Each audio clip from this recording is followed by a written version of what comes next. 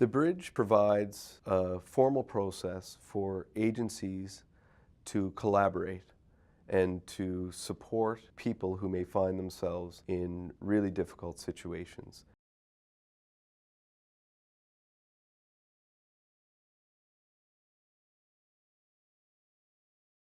There's various groups that are sitting at the situation table. There's police, there's addictions, there's mental health, there's victim services, education, and that's just to name a few. We will receive referrals from our organizations.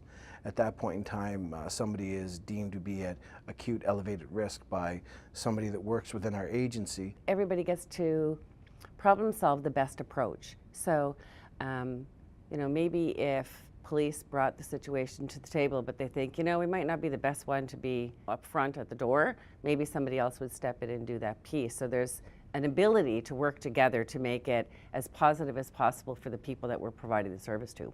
The bridge is a process in order to bring all those people together in order to support individuals or families on PEI who find themselves in really difficult situations. Now, because of the fact that we're sitting at this table, we can access individuals not only at the table, but we've also made relationships with people at these different agencies, and they can point us in the right direction of providing help to individuals.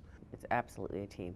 Everybody's working together. We've developed a good rapport and understanding of how each other works. Really, the whole idea is that we want to prevent harm from happening.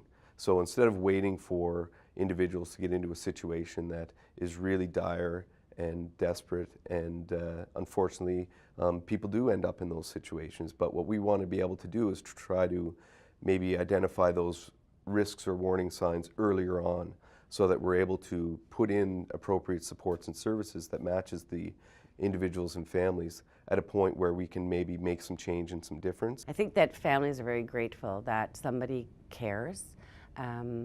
And that it's not just one person showing up. There's a couple of people showing up and saying, we realize that these are the issues that are happening for you, and we'd like to be able to address all of them as well as we can right here today. There's addiction issues, housing issues, maybe some issues with a teenager in school or something. Well then, if all of those services are able to respond and help that family out, I think it helps the family feel more confident that there's going to be some successes. What makes Bridge different than normal case management or in working with individuals or families within our roles is that the silos really are broken down. Once we're able to identify what services that we have to offer, we're better able to coordinate all those services and offer them in a more effective manner. So it's not maybe an individual seeking supportive services with different agencies at different times. It's everybody coming together and pooling those resources at once. We will make the offer of these services, and even though that person might not want to take part in all the services, like if somebody's suffering from addiction and mental health, maybe they want to deal with the mental health side of it, but they're not quite prepared to deal with the addiction side of it yet, well then they can still accept some of the services.